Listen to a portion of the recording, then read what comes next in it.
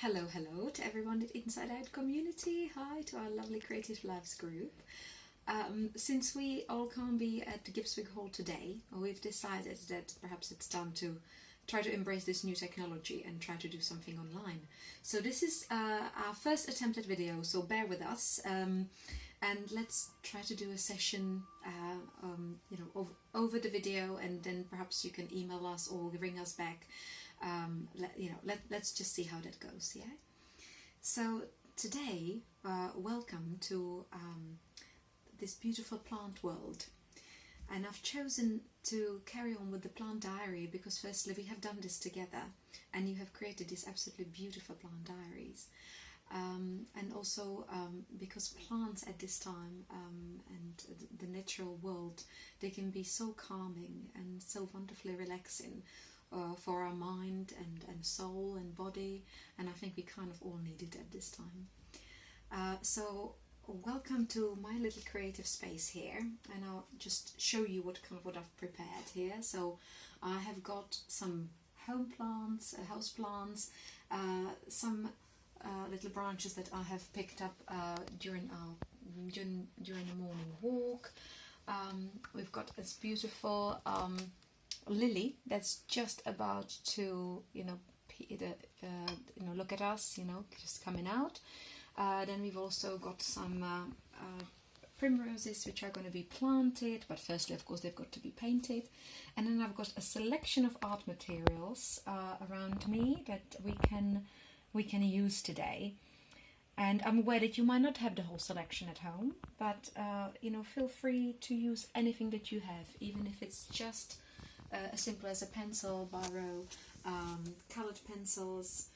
You could do collage out of a newspaper, or even just looking at these beautiful plants that in itself, looking at the colours and the textures, that is very nourishing. So let's start with a verse like we did at our last few sessions. And I have chosen, I was telling you about Rudolf Steiner and his Calendar of the Souls. And the poem, the verse for this week, is such, and I'm going to send it to you in an email as well. Into our human inwardness, the senses pour their wealth. The cosmic spirit finds itself mirrored in the human eye, which has to recreate its strength from that same spirit source. This would sound very beautiful in Steve's voice. Yeah, he's got this kind of lovely deep baritone. So perhaps imagine it in that voice. What it says to me, and I'd love to hear your opinions on this verse because you have got great explanations. But what it says to me is that, especially it says into our human inwardness. I think at this time of isolation, social isolation, we are actually locked in our homes, so we are kind of almost trapped in our little inwardness. But the senses, we've got still our senses, the senses pour their wealth. So the nature, the sun is still shining, the trees are still growing outside, plants are blossoming. So we've got our eyes, we've got our ears, we've got our sense of smell. So the senses are still pouring their wealth into our being. And then it says the cosmic spirit finds itself mirrored in the human eye. I'd like to think of it as nature, that the nature mirrors itself in our human eye. So what we see is mirrored through our eye. And then it says, which has to recreate its strength from the same spirit source, which I understand that we have to find a will in us, the strength to want to go out there. Maybe physically go for a walk, or even just at home walk around the house and say hello to our house plants, and just look at these beautiful colours and textures and see the beauty and perfection that the natural world has to offer. So that's what this poem says to me, but I'm really looking forward to hearing your responses. So firstly, let's look at some drawing together. I have picked this beautiful branch from an apple tree And if you can see the detail, you can see the kind of leaves are just opening up. I think it might kind of blossom soon. We shall see. But they look like blossoms, don't they? So I will look at this, and first thing we're looking at this drawing. And how to start with drawing. We at school we were taught, and I think it was a total pain, but how I love working with these plants is that let's not think about it as drawing, we think about it as an observation. We are studying the plant, so we actually look at the detail, we look at the beautiful texture in the leaves, we look at the overall shape, that it's got some lovely red endings here. I don't know what's here in it. It's the hidden flower.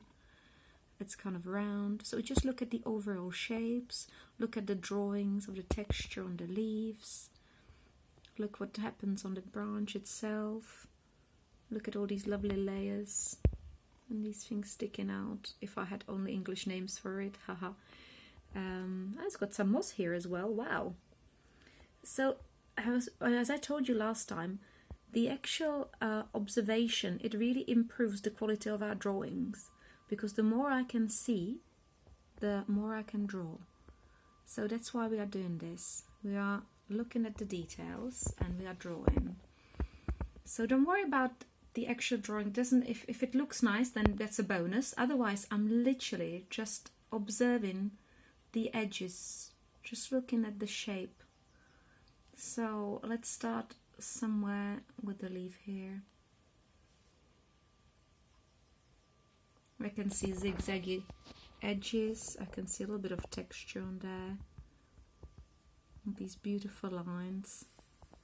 Doesn't have to be very detailed, but just keep looking. Then I see this little, I'll call it bud, someone might correct me. Hey, you're not here to correct me, haha. Okay, here we go. Here is another one. So I can build up my drawing very slowly like this. And just add another leaf. And the trick with this beautiful plant drawing is that while I'm focused on the flower and plant, I am not thinking about anything else. It completely calms my mind. I don't have a time to think about anything else because I'm totally in the lines of the plant, and that's the bonus. So if the picture looks nice at the end, that's, yeah, wow, fantastic. But otherwise, it's all about the study. These plants, I think they want to show off their beauty. They want to be drawn, they want to be studied. And that takes the pressure off of creating a beautiful drawing or beautiful painting. So I'm just watching it, I'm just literally watching the details and creating a picture bit by bit. And if it's a bit wrong, who cares? I'm not there to correct you. Maybe just do a little bit. Okay, I think you're probably going to take a little bit more time, but you can see where I'm going with this. And what I can do next is that, I mean, you can leave it black and white, or you can start using watercolor. I've got here some watercolor pencils, so I may add some color to it. I mean, I'm gonna few greens here, but watercolor pencils are really easy with this. I can just do the overall color on the background. See, maybe somewhere it's a little bit lighter, maybe the edges. This might be a bit green as well here. And then I can see a little bit of red at the tips. Okay, and then I'll just use a brush. You can use a large brush, small brush, whatever you want. And then I just blur the watercolor pencil with water, and it creates a beautiful watercolor effect. And you can just see I can use the color from here as well and take it to other parts of the flower. So that's actually a very simple way of how to build this image. And as happened in the meantime, I've totally forgotten the outside world. I forgot that I'm being filmed because I've just been totally focused on this image. Right. As an alternative to drawing, I've prepared something else as well. We haven't worked like this before. I was going to introduce you today to wet-on-wet painting, and I've got it ready here for a bit later, just to give you a sneak preview. But in the meantime, let's look at working with pastels and all pastels, because that's something that you might have at home. And it's a different way of looking at the plant. And I have got some images in the background here as well. By the way, if you can't get a plant, if you really haven't got anything at home, then I'm sure you've got some books or magazines with plants, or a look online for an image. You're welcome to work from photographs. I just prefer to work from something that I've got in front of me. And so the other way of looking at a plant is looking at its colours. And I've chosen this particular culprit, my friend here, a beautiful primula. And I wonder if you could have a look at a bit of a detail here. And just look at those beautiful colours and shades. Look at this dark green. Then kind of somewhere I've got a bit of it goes very light in the centre. These new leaves, they are much lighter. And then we've got this beautiful magenta on the edges with this yellowy green. It's kind of yellow, but it's got a bit of a green tinge in it. With the light pink within the lines. There's some dry stuff here as well, which is almost going brown, yellow. So you can see that we can almost forget the shape of the plant, but the colours within itself. It's just so vibrant and vivid. And the way to work with this particular style of painting is to almost, squint your eyes a little bit, so you can see this hazy image of the plant, as if all the colours are a little bit in a haze, like a colourful fog. And I have got some examples in the background here, something I did yesterday of this plant. So it kind of becomes this almost abstract painting of the plant, but it's literally the colours that I'm focused on. And this is in a soft pastel, and this is in oil pastel. And this is in a soft pastel, but it's this little red nettle plant as well. And something else happens when I work like this. It's kind of, I stop looking at the detail. It's literally about the colours, and I'm going to demonstrate this to you now. So, as I said, forget about the shape, forget about the detail, what we did before. I'm just going to look at sketching very quickly, just putting some colours down and what I see.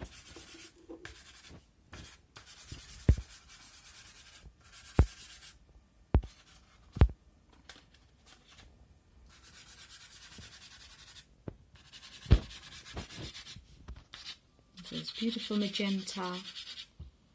Let's get some yellow in there.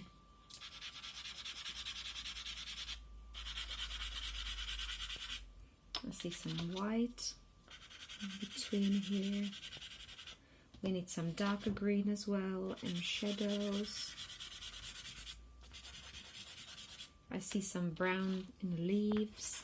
And it's even not even important where it is. It becomes almost like a colour collage. Maybe when the magenta goes very dark in some places, it almost becomes purple. Let's do these middle ones. So I'm entirely focused on the colours. Actually, I said about a little bit of tinge of green within the yellow. And we can smudge it with our fingers.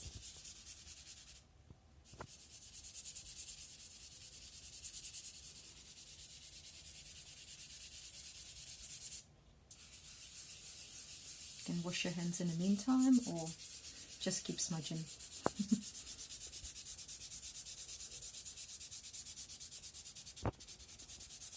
Okay, and you can see that we are beginning to create a picture. And then you can really work within that picture. Later on, perhaps you can even stop looking at the plant and think, well, actually, I feel that it needs a bit more depth here, or a bit more yellow in these colours. And as you can see, I'm building a more abstract image of the plant. And in that way, I'm kind of entering a different level of the being of the plant.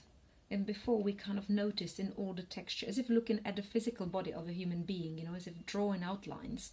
But now we are looking at its mood, you know, at its personality. And from a picture, it's always very, it's easier to say it from a picture, you know, what is the plant like. It's almost, I see very joyful colours.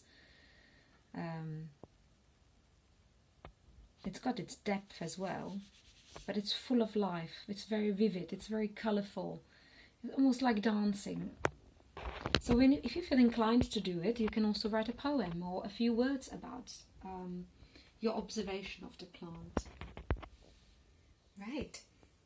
So, we are missing here Maggie to make us some nice lovely cup of tea and offer us biscuits. So I've got some chocolates here for you. Unfortunately, you can't have it, so I'll have to eat them all. I'll give them to you when I see you, yeah? But you need some sustenance, so keep yourself, you know, have some nice biscuits or a cup of tea. And so we have done that painting in pastel, in soft pastel. Then you can also try all pastels as well, which is a bit, you know, you can see it's darker, deeper. I think someone like Linda, I think you might enjoy it, and Kath as well, because I know you like trying different materials. John, on the other hand, you might choose that kind of light watercolor pencil, I can imagine. Verna, you'll probably choose to paint a cat anyway. We've got plenty of cats in the background there, so yeah, you could feel free to do that.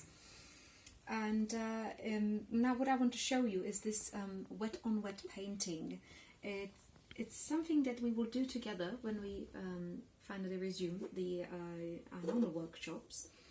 But I wanted to show you because it's a very beautiful technique, and it's something you can try at home, although you might not have the full set. But just see what you can come up with. So what I have got is watercolor set here. I have got a sponge and water because I need to wet the paper first. The paper I'm using is a newsprint paper, so a little bit like a fish and chip paper. And I've got something to dry the water with, and I've got a thick flat brush. You just find the biggest brush you have got at home, and of course will need some water. And I'm going to do what we did here with the colours, but on a wet on wet painting. First thing first, I need to wet the paper. So that in itself can be a beautiful experience because it's so calming just to stroke the paper.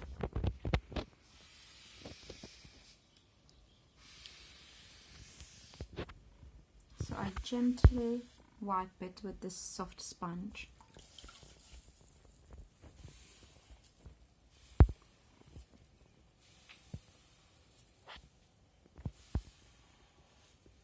Turn the paper as well. It needs to be thoroughly wet. And just move the plant for a bit. Once again.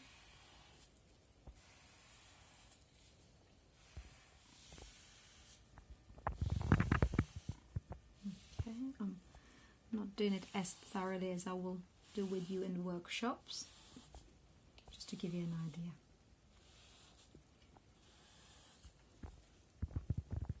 And I'll just move this out of the way, we don't need it anymore.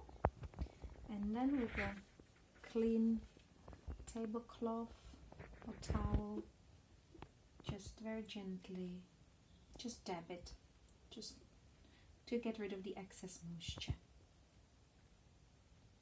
It's fine. And more cat's hair, yeah, even more. Okay, she'll be part of our painting. Right, and then I've got this beautiful flat brush. And I'll start using the colours. I'll start with the magenta. or sort of deep red, whatever you have. And I'm using quite wide brush strokes, you can see that, and it's just literally, the brush is an extension of my hand, and I'm just spreading the colour around, and then I add a little bit of yellow,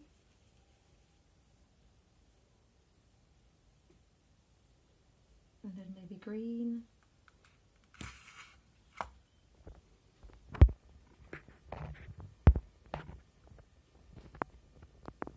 and so on.